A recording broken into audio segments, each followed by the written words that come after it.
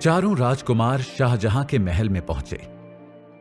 थके और परेशान दिख रहे शाहजहां एक सिंहासन पर बैठे थे। कमरा रेशम के पर्दों की सरसराहट और भारी सांसों की आवाज से भर गया था। आज तख्त के बारे में ऐसी बात होने वाली थी जो मुगल सल्तनत के भविष्य को तय करेगी। अब्बा जान, हम आज आपके पास इसलिए आए हैं क्योंकि हम आपसे और सल्तनत से बराबर मोहब्बत करते हैं। हमने उस तकलीफ को देखा है जो ताजमहल ने पैदा की है। ये सब हम अब और खड़े होकर नहीं देख सकते। मैं अपनी विरासत इतनी आसानी से नहीं छोड़ूंगा। ताजमहल आपकी मां के लिए मेरी मोहब्बत की अलामत है। अब्बा जान, आपको सल्तनत और अपनी आवाम के भले के बारे में सोचना चाहिए। तब आप ताजमहल बनवाने में मशरूफ थे। जो फैसले आप पहले नहीं ले पाए, उन्हें अब सही करने का वक्त है। तख्त की बागडोर अब हमारे हाथों में देने का यह सही वक्त है। मैंने हमेशा अपनी आवाम के बारे में सोचा है। मैंने अपनी विरासत और तख्त के लिए अपना सब कुछ कुर्बान कर दिया है और अब मैं इसे नहीं छोड़ूंगा।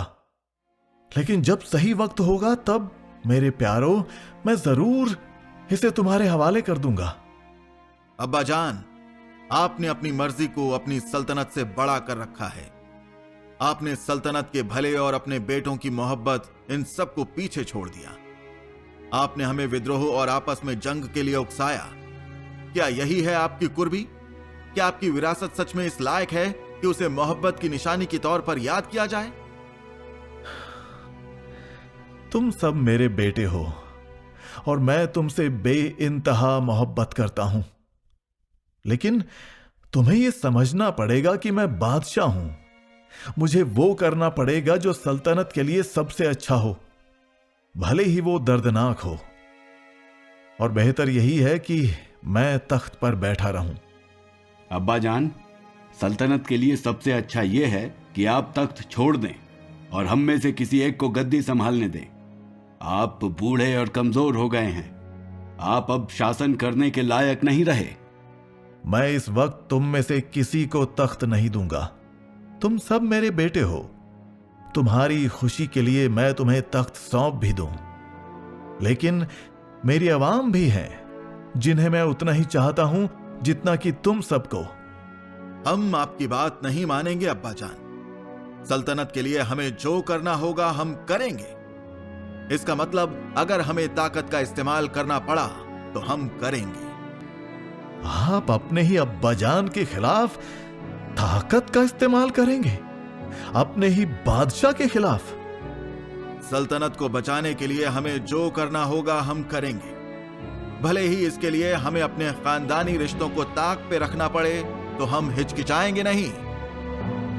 कमरे में सन्नाटा छा गया क्योंकि शाहजहां ने अपने पुत्रों को क्रोध और उदासी के मिश्रण के साथ देखा था। वो जानता था कि वे सही थे, लेकिन ताजमहल और उसकी विरासत को छोड़ने के लिए वो खुद को तैयार नहीं कर सके। अंत में शाहजहां ने कहा, भूलो मत, मैं अभी भी बादशाह हूं। तुम्हारी इस बेवकूफी के लिए मैं तुम्हें ताउम्र कैद खाने में डलवा सकता हूं।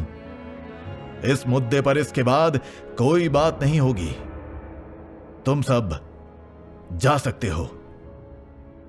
जैसे ही उन्होंने महल छोड़ा, राजकुमारों ने अपने अगले कदम पर चर्चा की।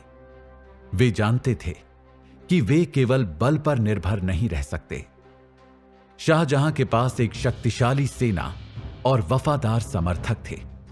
अगर उन्हें सफल होना है तो उन्हें जल्दी और निर्णायक रूप से काम करना होगा।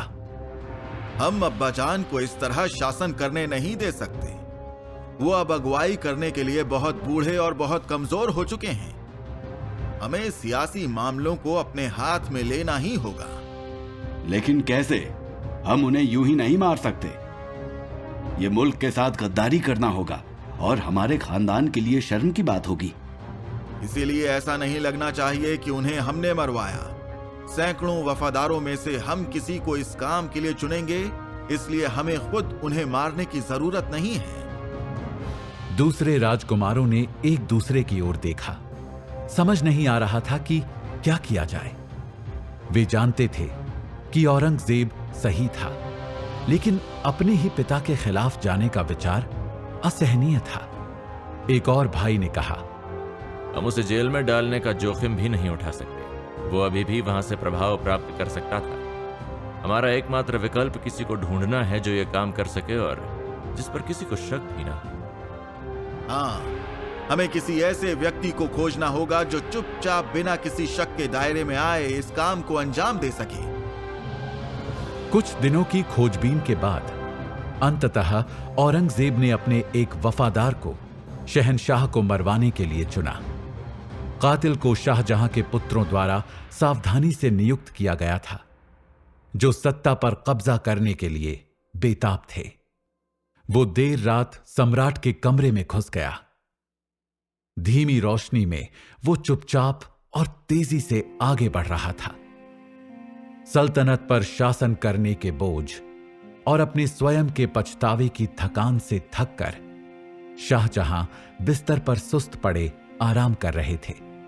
जब वो सो रहे थे, कातिल हाथ में खंजर लिए उसके पास बिना कोई शोर किए आया। वो वार करने के लिए तैयार था। उसने जैसे ही खंजर से वार किया, शाहजहां उसकी तरफ पलट पड़े। शाहजहां उतने भी रक्षाहीन नहीं थे जितना कि कातिल ने सोचा था। अपनी नींद में भी शाहजहां के पास एक योद्धा के जितनी ताकत थी, जो कई बरसों की लड़ाई और सियासी साजिशों के चलते विकसित हुई थी। जैसे ही हत्यारा करीब आया, शाहजहां की आंखें खुली की खुली रह गईं और वो हरकत में आ गया। बिजली जैसी तीव्र प्रतिक्रिया के साथ शाहजहां ने हत्यारे के हाथ से खंजर छीन लिया और उसके साथ कातिल को जमीन पर पटक दिया। शाहजहां मदद के लिए चिल्लाए। उन्हें उम्मीद थी कि उनके पहरेदार उनकी पुकार सुनेंगे और उनकी मदद के लिए आएंगे, लेकिन कातिल भी कम होशियार नहीं था। उसने पहले से ही पास के संतरी को अच्छी तरह से अपने खंजर की धार से चुप करा दिया था। कई तनावपूर्ण मिनटों तक संघर्ष जारी रहा। शाहजहां की ताकत और प्रशिक्षण कातिल की चालाकी और घातक मंशा के सामने खड़ा था। अपने बेटों के विश्वासघात को सफल नहीं होने देने के लिए शाहजहां ने अपनी पूरी ताकत से लड़ाई लड़ी। अंत में शाहजहां कातिल पर काबू पाने और उसे बेहोश करने में कामयाब रहे। उन्होंने अपने पहरेदारों को बुलाया। शाहजहां समझ चुके थे कि इसके पीछे किसका हाथ है। कातिल को कैद कर लिया गया। होश में आने पर उससे पूछा गया तो उसने सच कबूल किया। बताया कि शाहजहां के बेटों ने उसकी हत्या की साजिश रची थी। शाहजहां को डर था कि अगर आवाम के आगे ये सच उजागर होता है कि उसके बेटों ने उसकी हत्या की साजिश रची है, तो वे जरूर उसके बेटों से मृत्युदंड की मांग करेंगे। इसीलिए शाहजहां ने इस घटनाक्रम से सामने आए अपने बेटों के नाम दबा दिए। शाहजहां हत्या के प्रयास से तो बच चुके थे, लेकिन वो हमले से शारीरिक और भावनात्मक रूप से बहुत आहत हुए। उनके अपने बेटों के विश्वासघात के बाद शाहजहां बुरी तरह चिंतित रहने लगे। वहीं दूसरी तरफ शाहजहां के चारों बेटों की उत्तराधिकार की लड़ाई ने एक भीषण रूप ले लिया था, जो गृह युद्ध के रूप में शाहजहां और मुगल तख्त के सामने आने वाली थी।